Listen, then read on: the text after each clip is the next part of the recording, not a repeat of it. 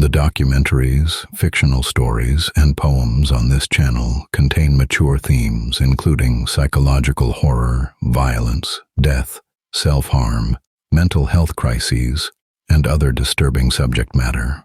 If you're sensitive to dark content, this may not be for you. Listener discretion is strongly advised.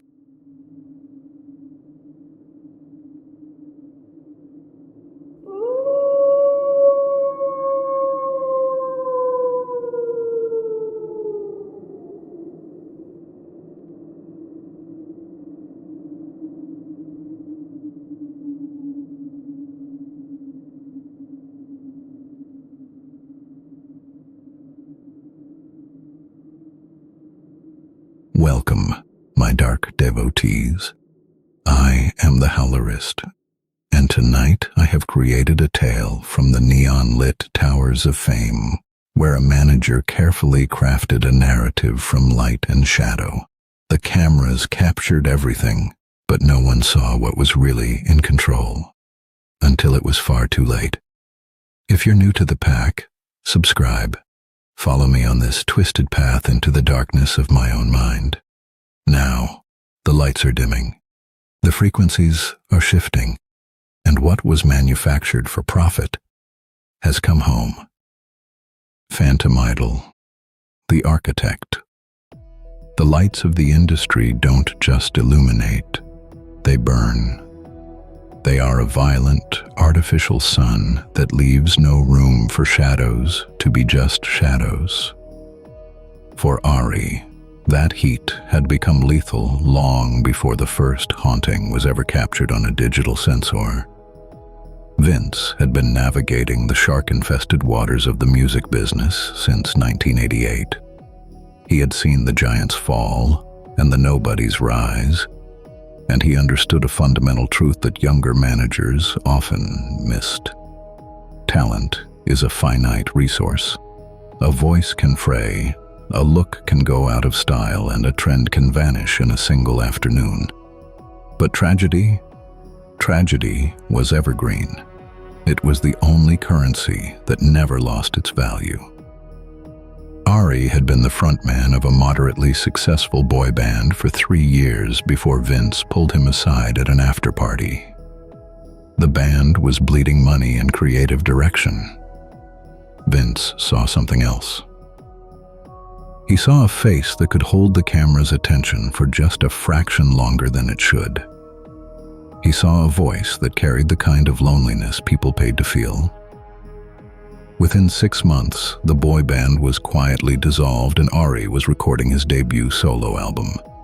The other members went back to session work and retail jobs. They didn't fight it. They'd seen the way Vince operated. The plan was hatched in a cold, windowless editing suite. The air in the room was thick with the smell of ozone, stale coffee, and the faint, chemical scent of carpet cleaner. Ari was at a hotel across town, sleeping off a 17-hour shoot. Vince sat behind a young technician whose eyes were red from a 40-hour shift. They were reviewing the raw 4K masters of Ari's latest music video.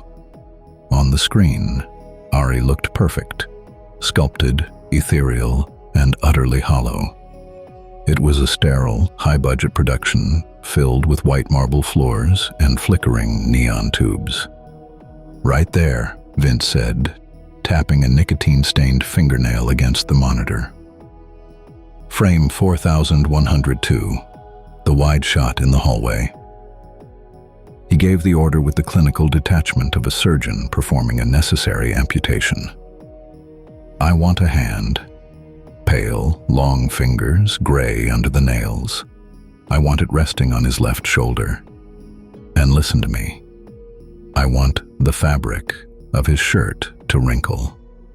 I want to see the tension in the cotton. It has to look like a physical weight is being applied. But I only want it there for 3 frames, just long enough for any lizard brain to notice it, but not long enough for the conscious mind to identify the fraud." The editor didn't ask questions. He had been paid enough to lose his curiosity. He composited the limb into the file, a bloodless, tapering thing that looked like it had never known sunlight. Vince didn't tell Ari. He didn't tell the label's PR department. He simply waited for the final render, uploaded the master file, and watched as the world caught the infection. The hand. The internet didn't just find it, they tore it apart. Within 72 hours, the hand of the idol was the most analyzed piece of footage on the planet. It started on the niche paranormal forums, then bled into the tabloids, and finally reached the nightly news. Fans stabilized the footage, running it through AI upscalers until the pixels bled like open wounds. They debated the skin tone, the impossible angle of the wrist, and the way Ari's body seemed to tilt almost imperceptibly, as if supporting a heavy burden. Sales spiked. Engagement was at an all-time high. The mystery was more profitable than the music had ever been. Ari found the video while sitting in a hotel room, 30 floors above a city that hummed like a disturbed hive. He watched the 3-frame loop over and over, the blue light of the phone etching deep, exhausted lines into his face. He stood in front of the vanity mirror, stripping off his silk shirt, gripping his own shoulder until his skin turned a mottled red. He searched for a bruise, a lingering chill, or a mark that shouldn't be there. He felt nothing but his own cold skin. Yet every time he looked back at the screen, the image told him he was being touched. Vince was already planning the next move. Reptilian Eyes. The red carpet premiere happened 3 weeks later. The event was a media circus. Photographers stacked 3 deep behind the barriers, fans screaming from the cordoned sections, and a line of black SUVs idling in the side street. Ari moved through the gauntlet with the practiced ease of someone who had learned to perform even when his mind was elsewhere. He smiled, he posed, he answered the same 5 questions from 20 different outlets. One photographer, a freelancer Vince had personally contracted for the evening, was using a high-speed camera rig capable of capturing over 300 frames per second. The equipment was overkill for a red carpet, but Vince had paid triple the going rate and made it clear that certain shots were expected. The footage dropped online 6 hours later. A 10-second clip, slowed to quarter speed, showed Ari turning to face a reporter's question. His smile was warm. His posture was relaxed. But for a single frame, his eye blinked sideways. The eyelid swept horizontally across the surface like something reptilian, a movement that human anatomy shouldn't allow.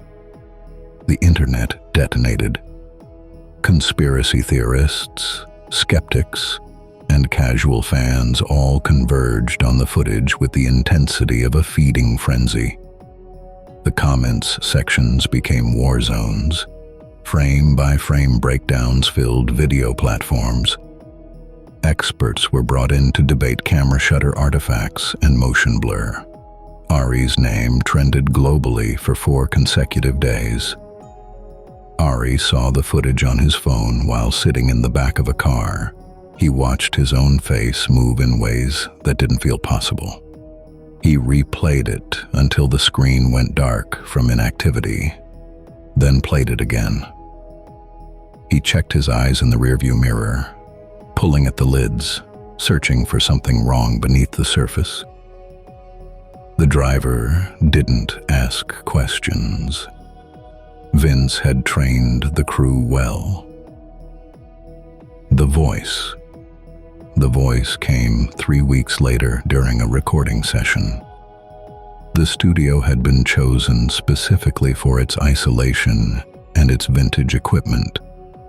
Vince was pushing for a warmer, more analog sound for the new album, a deliberate pivot away from the polished digital production of the first record. The engineer had set up a reel-to-reel machine, the kind used in the golden age of soul and rock.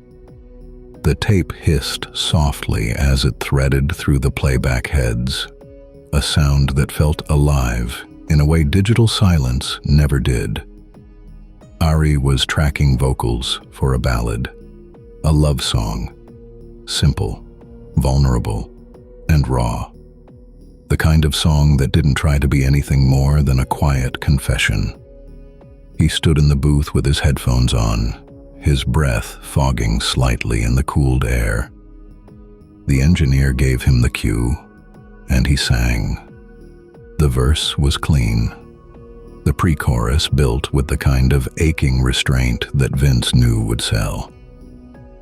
And then Ari reached the line, "Can't you feel it too?" His voice was perfect, soft, questioning, intimate. He held the note just long enough to let it breathe, then let it fall away into silence. In the control room, the engineer looked up with a grin. "That's the one. Beautiful take." Vince nodded, already mentally filing the track as finished. But through the glass, Ari was shaking his head. He pulled one side of the headphones off his ear. "Can I go again?" The engineer glanced at Vince, confused. "That was perfect, mate. We got it." "I know, but..." Ari's voice trailed off. He looked uncomfortable, his hand gripping the mic stand a little too tightly. Something felt off. "I can do it better." Vince leaned forward to the talkback mic. "Ari, trust me. That was gold. Let's play it back so you can hear it." Ari hesitated, then nodded. The engineer rewound the tape and hit play. The ballad unfolded through the monitors. Smooth, warm, exactly as it had sounded live. Ari's voice filled the control room with that same aching vulnerability. And then came the line, "Can't you feel it too?" And from somewhere deep in the left channel, barely audible but undeniably present, another voice responded, "Yes." The engineer's hand froze over the console. Vince leaned forward, his eyes fixed on the spinning reels. Through the glass, Ari had gone pale, staring at the speakers mounted in the booth as if they'd just spoken to him directly. "What the fuck was that?" the engineer whispered. Vince hit rewind. "Run it again." The tape spooled back. They listened. "Can't you feel it too?" "Yes." It was clearer this time. A single word, dark, whispered. Absolutely not Ari's voice. They swapped the reel. They cleaned the heads. They rerouted the signal path and checked every connection in the chain.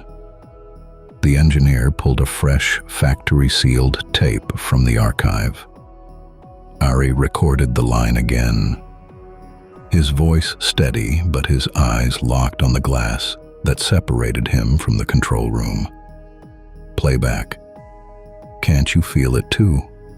"Yes." By the 8th take, the engineer's hands were shaking. He stood from the console and walked to the far corner of the room, staring at the wall. Ari stood in the control room now, headphones in his hand, watching the reels turn in the dim light. He had felt it during the first take.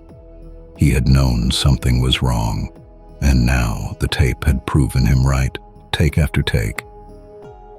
Vince sat alone in the control room after the session ended.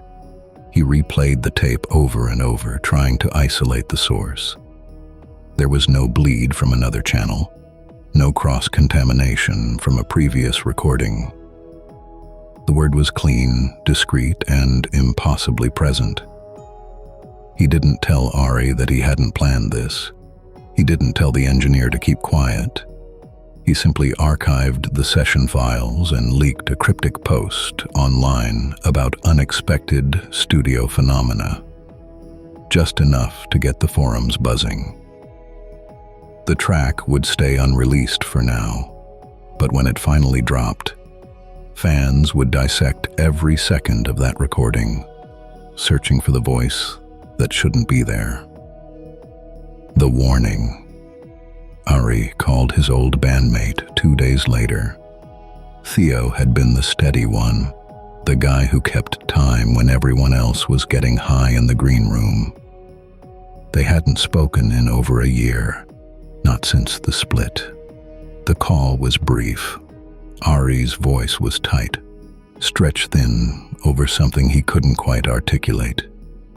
He told Theo about the hand, the eyes, the voice. He didn't ask if it was real. He asked what he should do. Theo was quiet for a long time. Then he said, "I heard some things about Vince after you left. Other artists he's worked with. Weird stuff. People breaking down, disappearing. I don't know, man. Maybe it's just the industry, or maybe just watch yourself." Ari felt a small, cold relief wash over him. That this wasn't all just in his head. "So you think it's real?" Ari asked. "I think you should get away from him," Theo said, "before it gets worse."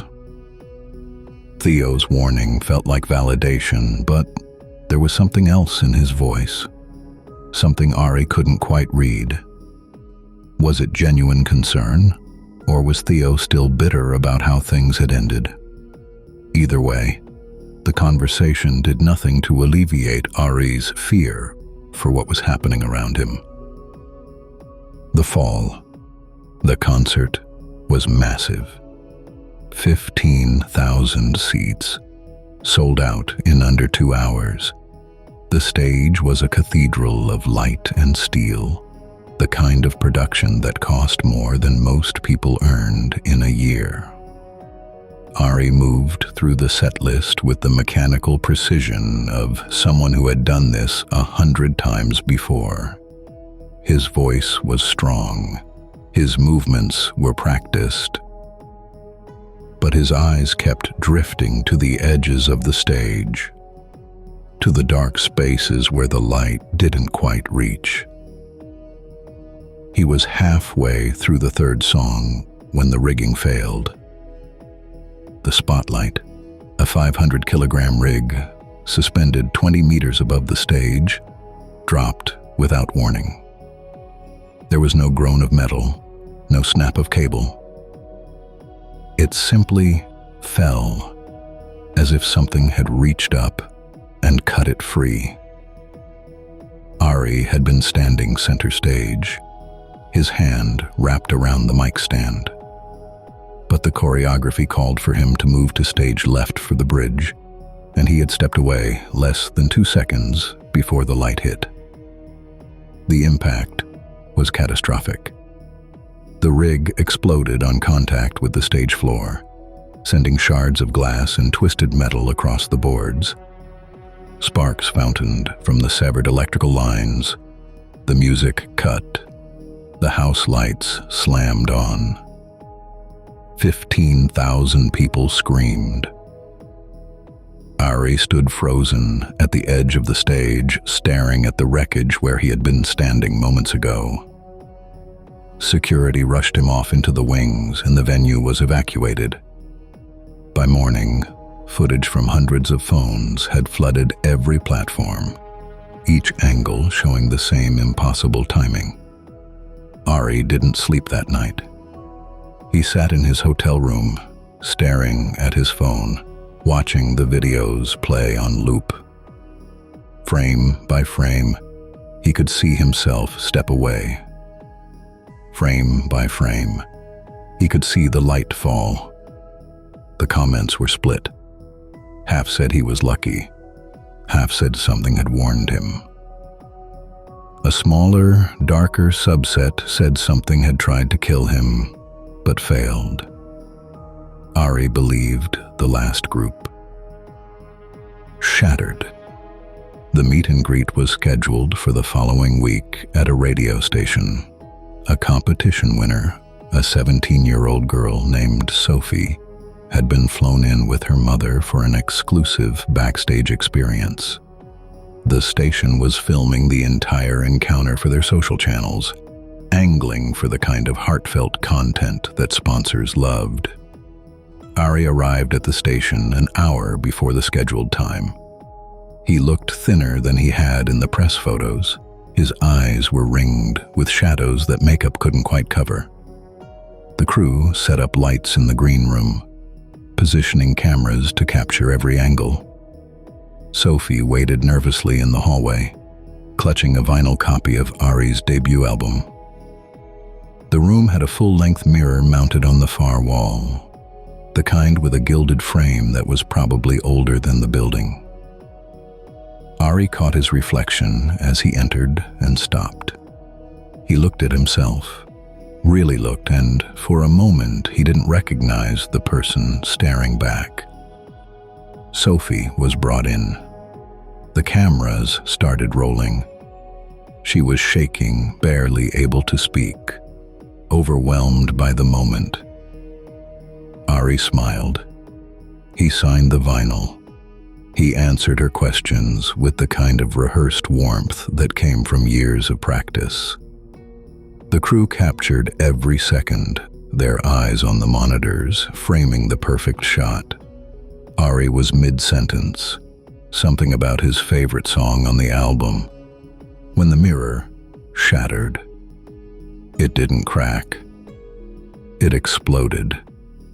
The glass burst outward in a violent spray, fragments scattering across the room like a bomb had gone off behind the frame. Sophie screamed. Her mother lunged forward, pulling her daughter back. The crew dropped their equipment and ducked.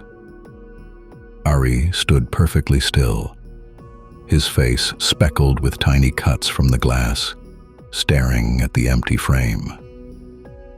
There was no impact, no earthquake, no logical explanation for why a mirror would simply detonate in the middle of a quiet room. Sophie was sobbing, and her mother was demanding answers.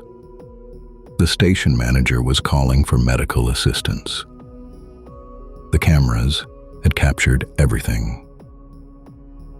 Ari walked out of the room without a word. He didn't stop to explain. He didn't wait for clearance. He left the building, got into his car, and drove. He didn't go back to the hotel. He didn't call Vince.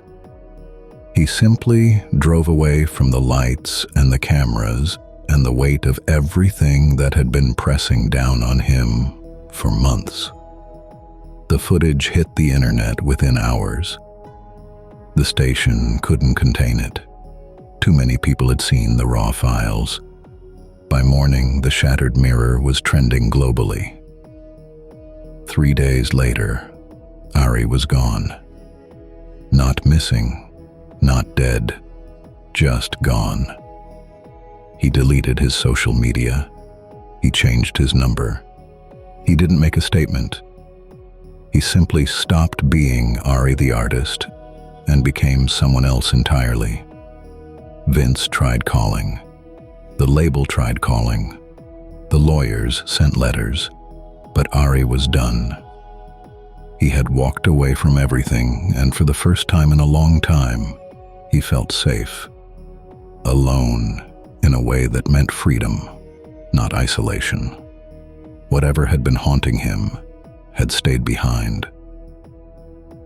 Still here, Vince sat alone in his home office, surrounded by monitors and hard drives filled with footage that would never be released. The industry was in a frenzy. The retirement, or breakdown, depending on who you asked, had sent Ari's remaining catalog into the stratosphere. Every unreleased track, every outtake, every scrap of behind-the-scenes content was now worth a fortune. Vince had spent 18 hours a day for the past week trying to capitalize on the moment. He was editing the concert footage, isolating the spotlight fall, color grading the mirror explosion from the radio station. He was building the narrative, crafting the legend. He pulled up an old promotional photo, one from 2 years ago, back when Ari was still rising and the boy band split was fresh news. It was a simple shot.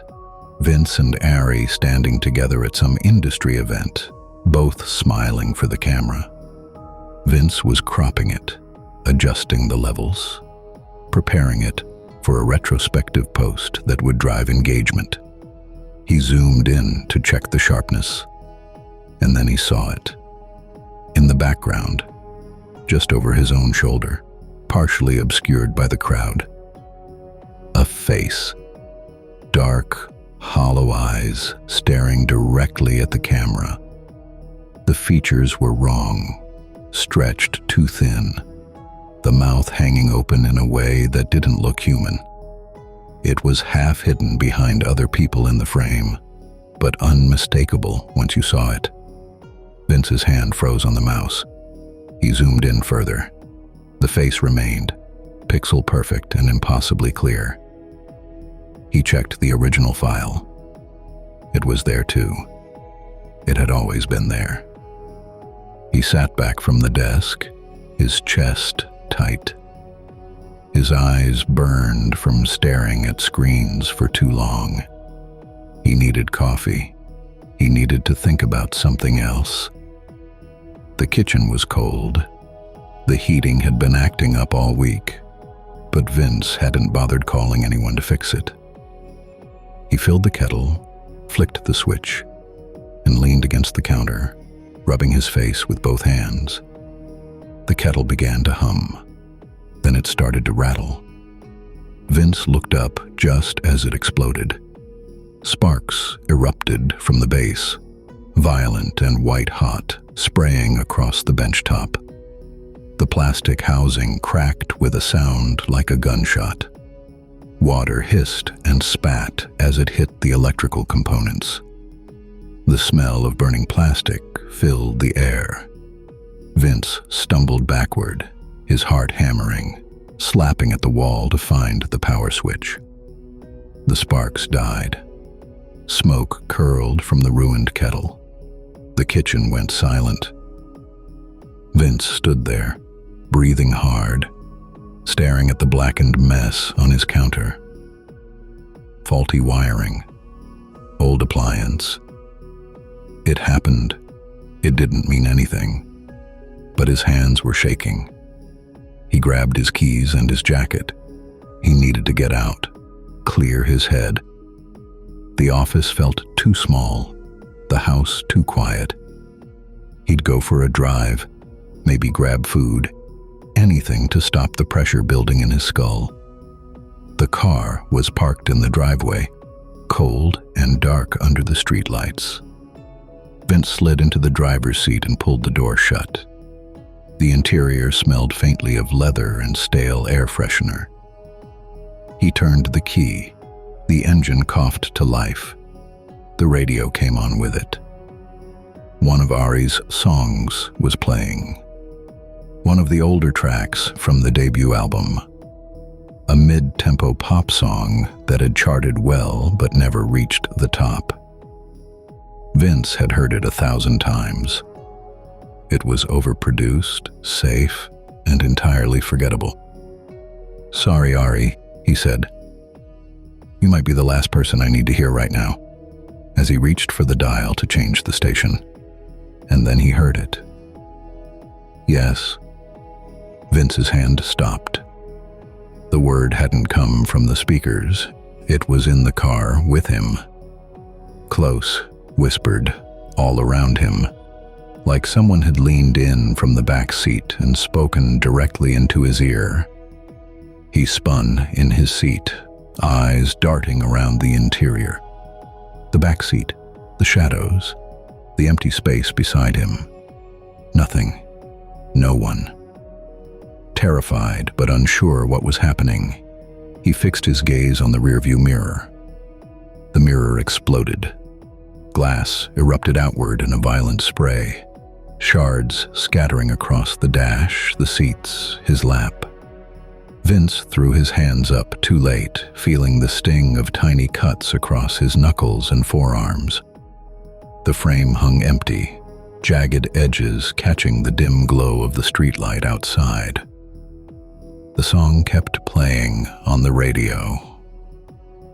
Ari's voice, smooth and polished, filled the car like nothing had happened. Vince couldn't move.